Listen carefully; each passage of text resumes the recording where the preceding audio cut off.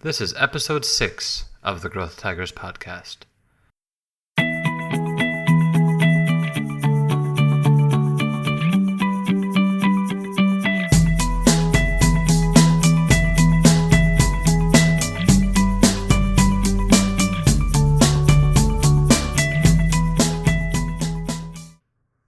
Hello everyone, this is Brian Cotter speaking. I am the host of Growth Tigers. And today we have a really special guest. His name is Hung Tran. He's a very serious and very inspirational entrepreneur who started out in Vietnam and is now in Silicon Valley. We've also, in the last couple episodes, talked to Duc from Vivu, Wang from Beaketing, Sun from MIT5 and Vina Software, and Ann Mindo from Vertex Ventures. If you like what you've heard, I'm going to ask that you subscribe to the podcast on iTunes or Stitcher, or share with your friends on your social media of choice to let me know that you enjoy this so much that you would share it with your friends. I'd very much appreciate it. And now, onto the show. Thank you. Hello everyone, and welcome to the Growth Tigers podcast. I'm your host, Brian Cotter, and it's my job to bring inspiring entrepreneurs of Vietnam and their stories to you, wherever you may be. Today our guest is the co-founder of a service you may have seen in the news recently. His company, Gotit, recently achieved a $9 million investment in Series A funding and is experiencing incredible growth at the moment. It's reached the number one spot in the App Store in 7 different countries and has helped many people get the help they need when they need it. Our guest today is Hung Tran. Welcome to the show, Hung. Hi. How are you today? I'm good. Thanks. Okay. Congratulations on your recent funding. Well, thank you very much. So my introduction left in quite a few gaps in your entrepreneurial journey. So could you kind of fill in some of those gaps and tell us how you got to where you are today? Sure. So I was born and raised in Vietnam. I got my college degree at Hanoi University of Technology. Then I worked there for a couple of years, and I went to the US to obtain my PhD degree in computer science. So during grad school, I came to a school of business to take a couple of classes and feel that it's very interesting. And then at the same time, when I have some free time, I did tutoring, helping college students learning computer science and math. I recognize that the imbalance in the demand and supply. I just don't have enough time to help all the students. While my friends in engineering school have a lot of time, but have no student to help. So me and a couple of friends came up with an idea of connecting students and tutors, and we went ahead to build a on-demand marketplace for tutoring. So that's what year was that? When did you build that? It's 2011 when I was a 4th year PhD student. Okay. So that was at the University of Iowa? Yes. Yeah. It all happened at the University of Iowa. When you started building this marketplace, had you ever done anything with business before? No, this is my first time to do something with business. So it's very, very first time. When you started working on the platform, what was the first product like? What did it look like? What features did it have? How did you tell which features you needed? Yeah, so we talked to a lot of students and tutors at that time to see what it needs for them to be able to connect. And then they said, okay, then they need the whiteboard so they can draw something together, and they need the video and voice. So that's the initial thing we had to build to get the product up and running, and then that's very, very minimum. And gradually we added multiple things like the account, like the payment, so they can pay and get paid, and the calendar, so they can book appointment, then with that based on what people need, and add more feature into the product. And it was a website. Everything's on web. So everything was on web, which in 2011, I think, for that kind of activity, that must have been kind of new to a lot of people. So how did you convince your first customers on either side of the marketplace to join up? Interesting story. So originally we are the first customer, by the way. So I offer my students that if you try this, I can tutor you for free. So yeah, they took it, and then we learn from the real tutoring sessions to see what worked and what didn't to improve the product. And also I asked a lot of my friends who are tutor to help to jump in to add on their student to that user platform, not meeting in person. And gradually was people that use that within the University of Iowa. And then we did the local campaign at the nearby college, Iowa State University and some community college, and to get people in. And we saw that it works. And then we used social media at that time, Facebook, Twitter, to get people from outside of our locations. So that's how we got started. Okay, so that was back in 2011, and you went on to finish your PhD, of course, I assume. And then today, or for the last few months, you've been working on this new product.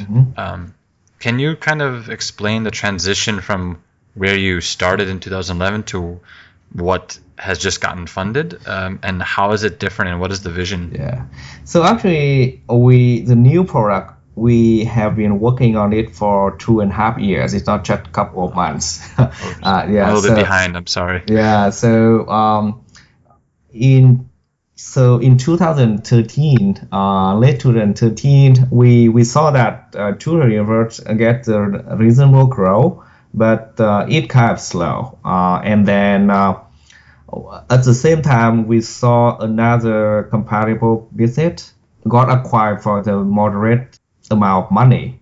So we thought that we will keep doing this. It can be the okay business, but it cannot be big. And then we saw the potential in the mobile users. So then we make the switch to focus on making the product for mobile users instead of web users. And then we came up with the vision of Gotit. So for Gotit, we initially wanted people to be able to take the picture of their lecture notes, homework problems, whatever they have, and then we instantly connect the student with a expert, a study expert. So student and expert can engage, and with in the kind of 10-minute chat section. So the expert can explain and help student to solve the problems the student have. So that is the initial early product that we put out for the user, and it hits people that we have the product market fit very, very quickly, and it grows really fast. And then afterward we saw, okay, so now we see that it's a new way for people, not just students, to acquire knowledge. And then we realize that we have something much bigger, and we have the way bigger opportunity to build a on-demand platform for knowledge. So that is the Gotit. The long-term vision is whenever you have a question of something that you don't know or something that you want to learn about, instead of going to Google search and munching around the results for hours, we put on Gotit platform, and we instantly connect you with an expert, the best one in the world, who can engage with you, and then within 10 minutes they help you know what you want to know. So that's the new product would be. Is there anyone else on the market that provides this on-demand service? No, as of now. So you are developing a unique value proposition for Yeah. So, different segments of people. Mhm. So you said students were your initial target, but now there's others who are Mhm. using it. So can you give us some examples of who uses the platform? So yeah, actually at the moment we are so in education, I think that it worked really well. And then at the moment we are evaluating different verticals to see what we can do next. So just a couple of months ago, we hired a former execs from Google who previously ran Google AdSense to join the team. And he is now working on special projects to evaluate multiple things, and then we will do to see what we can do next. We will make an announcement maybe later this year on that. Okay, that sounds exciting. So let's go back a little bit. One thing I found interesting when I was doing research is you actually worked on the very first distribution of Linux in Vietnamese. Mm-hmm. Can you share some of that experience and kind of what did you get out of building that distribution? Like what did you learn that kind of helped you? Sure. So right after I graduated from college, I joined a team in Vietki with at the moment they wanted to build a Vietnamese distribution of Linux. Previously, there are a couple of groups working on translating Linux to Vietnamese, but we are the first to build a true, real distribution. And yeah, it crazy at that time because no one did it before. Now with Linux, you see Ubuntu. That very convenient, everything fit in one CD and you can install and you do that exactly what we built in 2002, 2003, and even before Ubuntu. Yeah, and I mean, obviously at that time, internet is not very, very good in Vietnam. We still use dial-up 33.6, I believe. And then, the good old days. Yeah, and to download something, we have a server, the co-location server with the VDC, and then with that remotely connected to that server and download thing, and a couple of times per week, bring the hard driver up there and copy the file. So it's interesting experience. And yeah, and at the same time, at that time, we had to read a lot of documents because no one did it before, and a lot of skill that we didn't have. But I mean, through the process, you learn a lot. You can see how kind of people in the open source community put the code together, how they write the documentation. So it a lot of learning. I think that the whole team grew a lot after that project. Okay, and then I see that after that project, you went on to help build the very first OpenCourseWare platform for Vietnam. Is that correct? Yeah. So in 2005, at that time I worked for the Vietnam Education Foundation. So yeah, so the Vietnamese Prime Minister visited the U.S. and then some people suggested about the MIT OpenCourseWare is something that can help a lot of students. So VF wanted to help with that effort for Vietnam. So VF and MIT and Ministry of Education, VietnamNet, and Rice University joined force to build on that project. And then I was tasked with leading that effort with zero knowledge about everything at that time. So it's quite challenging because originally we think, okay, that takes everything MIT has and holds it inside Vietnam. And it's very simple. And it didn't work because the English level, the textbook requirements, and the way of teaching and learning, it's very different between even MIT and other universities in the US, not to mention Vietnamese universities. So we thought it didn't work. What do next? At that time, we learned that from Rice University have a platform at that time called Connections, which means they organize every single concept in a module, and then it kind of open source. You can link multiple modules together into a textbook. Think, oh, this may be the right platform. So we can use, you can have that platform, and we use Vietnamese professor, lecturers to adapt the MIT material to fit with the teaching and learning condition in Vietnam. And then, and then we recruit a lot of professor and lecturer in Vietnam to join the project. So we bring the US professor come to Vietnam to work with, to help the Vietnamese professors to adapt the coursewares. And then we put them into multiple servers along the countries. And at that time it worked really well, and people students use it a lot. And then after we have successful launch, I went to the US for my PhD study. Listening to your story, there's two trends that I kind of sense. The first is you're really interested in education. Mm-hmm.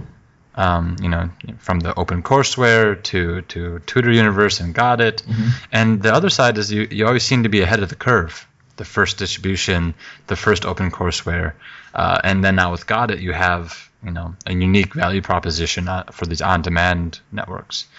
So I have to ask, what inspires you to kind of be ahead of the curve? What keeps you going? So I think that I believe in education because for any change for good, if you can improve the education, you can have the huge impact. So that's why I always have passionate in that. And at the same time, I'm a technologist, right? I'm a computer science guy. So I will see the trend and always think about how to combine the technology and education to make a greater impact. So because I always keep that in mind, and so something that kind of come, and then we try to turn it into the product and service. We're going to talk about you as an entrepreneur now for a while. Mm-hmm. Do you have a mentor?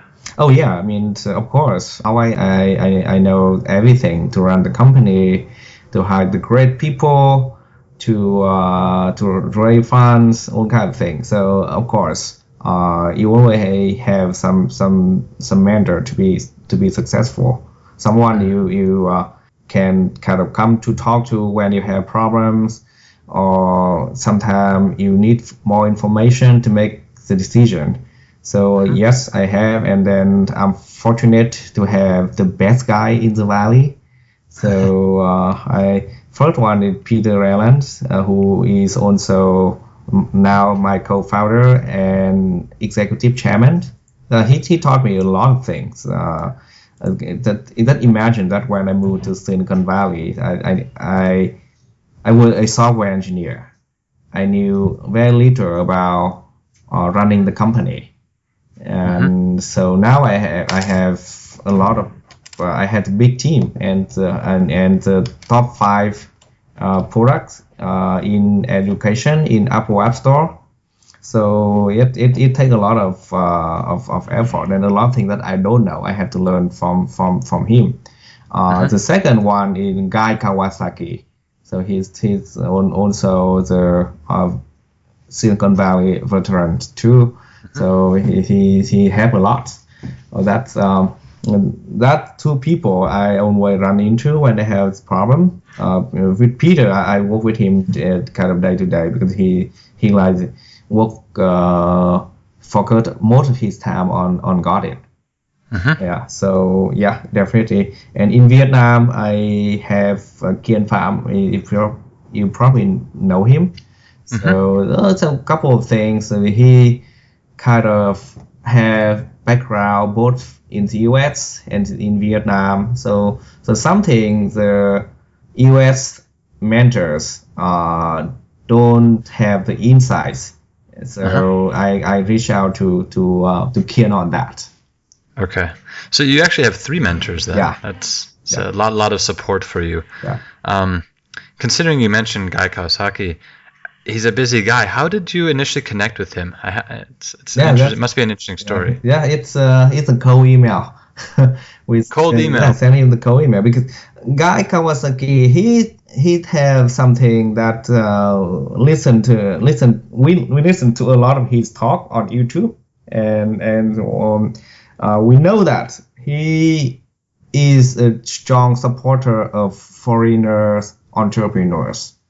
So especially it's kind of people from Asia. So we know that, and then we just send him the email, and the first thing was to tell him, yeah, with Asian, and then with foreigner entrepreneurs, and he responded, and then he requested to video conferencing with him on Google Hangout, and then we did. And yeah, after he learned about the product, he learned about Earth, he said, oh wow, it's cool. And we asked, hey, so you mind to be our advisor? He said, oh, of course. And he said that yeah, in the last 2 years, he didn't accept any request to be advisor to any startups.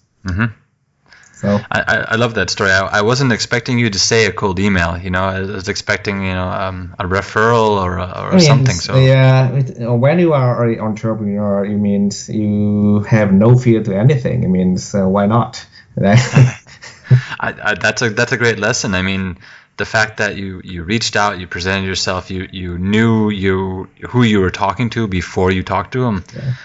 You knew what he was interested in. I think those are all really valuable lessons for any entrepreneur, to realize that if you don't ask, you don't know exactly. Yeah, you don't know if you don't try. So that's right, absolutely. So that actually is we're jumping ahead to the next section, which is about advice.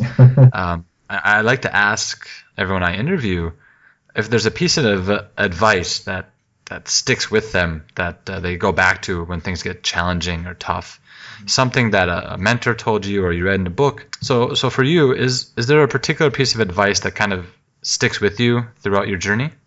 I would say, I mean, have the positive attitudes is the key. And instead of why, think about why not. If you have something, you think about something in mind, that kind of go do it. Not kind of do a lot of consideration and calculation, whatever. You may lose your kind of opportunity. So that is something I would say, because so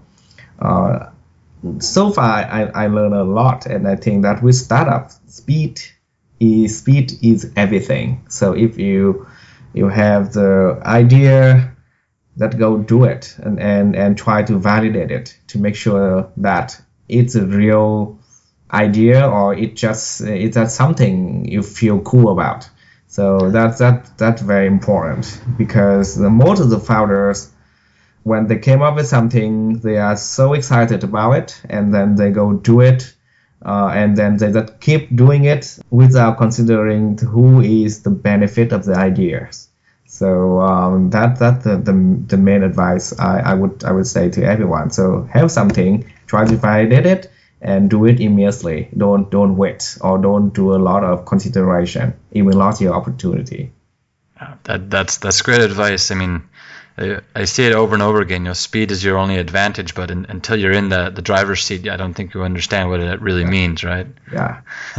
In our pre-call, you mentioned you wanted to share a little bit about the funding and how the current funding situation for startups in America is actually quite difficult, and there might be some lessons that you learned during your process. Yeah. Is there anything in particular you would like to share with entrepreneurs who are looking to get, say, Series A funding in the current environment? Sure. So yes, I mean, 2016, everyone say that it's a tough year for funding. So that's a fact, because people saw a couple of big startups reduce their value.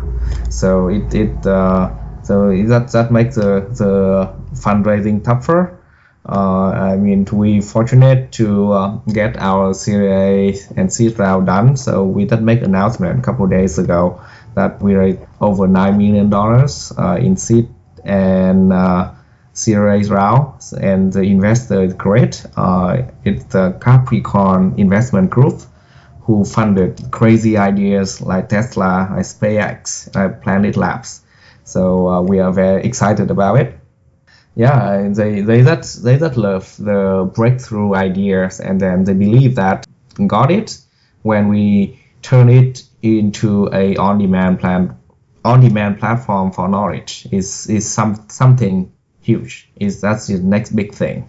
So we are really excited about it, and now we have a lot more resources to turn our vision ideas in reality. So make everyone in the company excited, and yeah, that will make it work harder to reach our goals. For the advice, I would say, whenever you approach the investors for funding, they will look at three things.